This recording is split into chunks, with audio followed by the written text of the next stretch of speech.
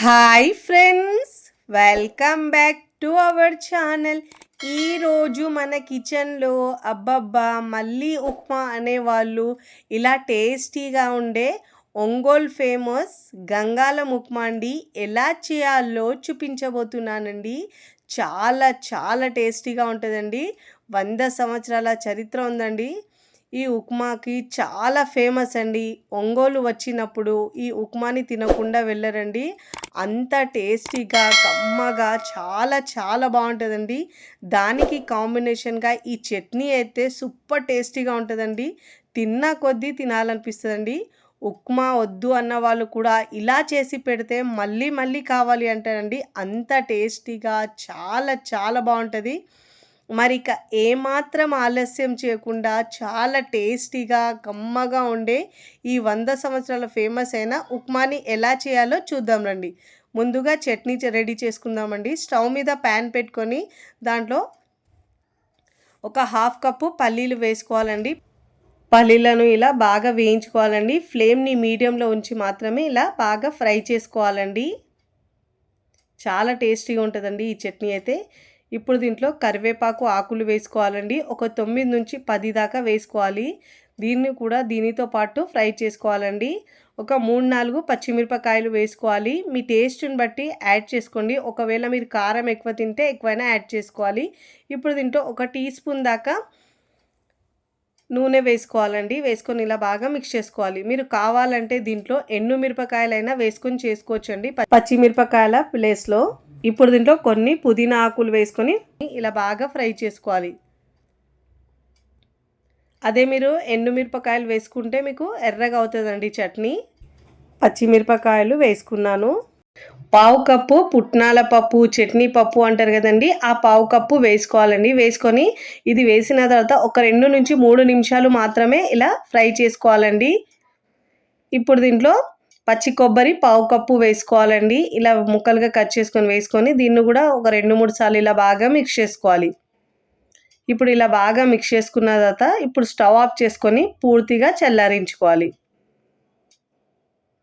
పల్లీలు అవి మొత్తం పూర్తిగా చల్లారిన తర్వాత ఇప్పుడు ఇలా పూర్తిగా చల్లారిన తర్వాత మిక్సీ జార్లో వేసుకోవాలండి. చాలా టేస్టీగా ఉంటుందండి. ఏ బ్రేక్ఫాస్ట్లో తీసుకున్నా కానీ సూపర్గా ఉంటుంది ఈ చట్నీ అయితే. ఇప్పుడు ఇలా మిక్సీ జార్లో వేసుకున్న తర్వాత ఇప్పుడు దీంట్లో ఒక చిన్న లెమన్ సైజు చింతపండు వేసుకోవాలండి.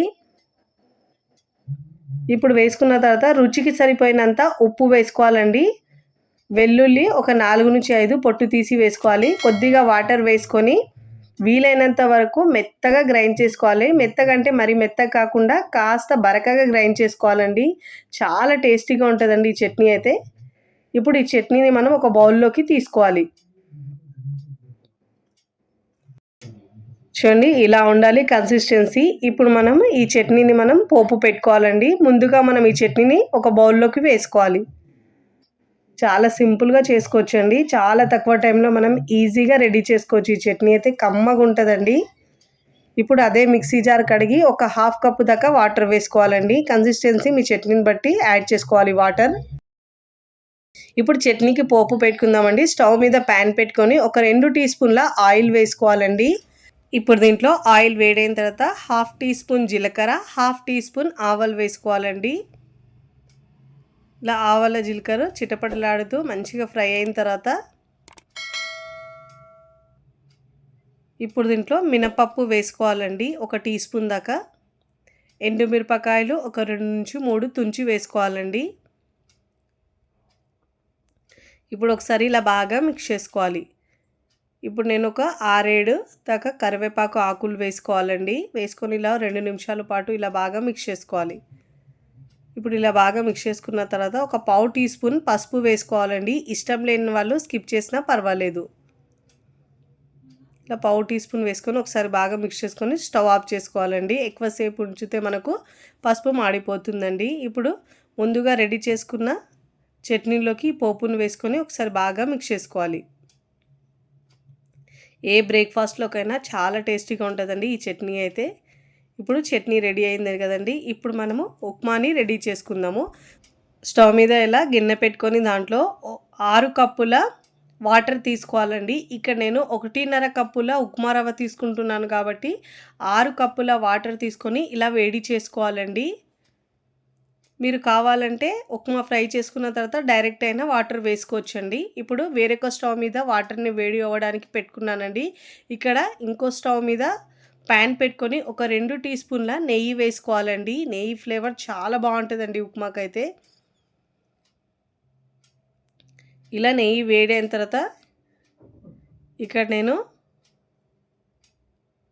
క్యాజు వేసుకోవాలండి. జీడిపప్పును వేసుకోవాలి. ఒక 8 నుంచి 9 దాకా వేసుకొని ఫ్లేమ్ని మీడియంలో ఉంచి మంచిగా గోల్డెన్ కలర్ వచ్చే వరకు ఫ్రై చేసుకోవాలి. చాలా టేస్టీగా కమ్మగా ఉంటుందండి ఈ ఉప్మా అయితే. మంచిగా ఇలా ఫ్రై చేసుకున్న తర్వాత ప్లేట్లోకి తీసుకోవాలి.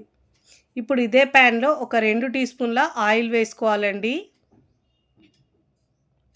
ఆయిల్ వేడైన తర్వాత ఇప్పుడు దీంట్లో మనము జీలకర్ర, ఆవాలు ఒక 1 టీ స్పూన్ దాకా వేసుకోవాలి.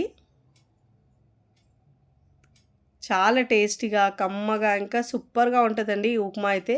ఇప్పుడు దీంట్లో ఒక 2 ఎండుమిరపకాయలను తుంచి వేసుకోవాలండి. పెసరపప్పు ఒక 3-4 టీ స్పూన్ దాకా వేసుకోవాలండి. వేసుకొని స్టవ్ని సిమ్లో ఉంచి ఇలా బాగా ఫ్రై చేసుకోవాలి. దీంట్లో మనం ఆనియన్ వేయట్లేదండి. ఇప్పుడు దీంట్లో మనం ఒక 2 పచ్చిమిరపకాయలు తీసుకొని ఇలా కట్ చేసుకొని ముక్కలుగా వేసుకోవాలి.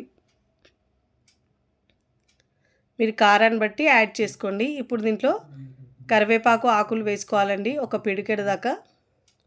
ఇప్పుడు ఇలా వేసుకున్న తర్వాత ఇక్కడ నేను 1.5 కప్పు ఉప్మా రవ్వ తీసుకుంటున్నానండి. బొంబాయి రవ్వ, సూజీ అంటే చూడండి అది తీసుకుంటున్నాను.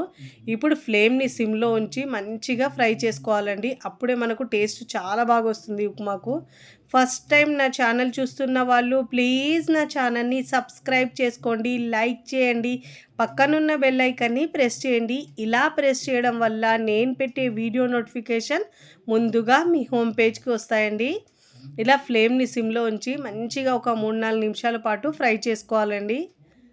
ఇలా చక్కగా ఫ్రై అయిన తర్వాత ఇలా మనం ఉప్మాను బాగా ఫ్రై చేసుకున్న తర్వాత ముందుగా మనము వేడి చేసుకున్న వాటర్ ఉన్నాయి కదండి, ఆ వాటర్ వేసుకోవాలి. స్టవ్ని సిమ్లో ఉంచి వేసుకోవాలండి. వేడిగా ఉంటాయి కాబట్టి చూసి వేసుకోవాలి. ఇప్పుడు ఇలా వేసుకున్న తర్వాత మిక్స్ చేసుకోవాలి.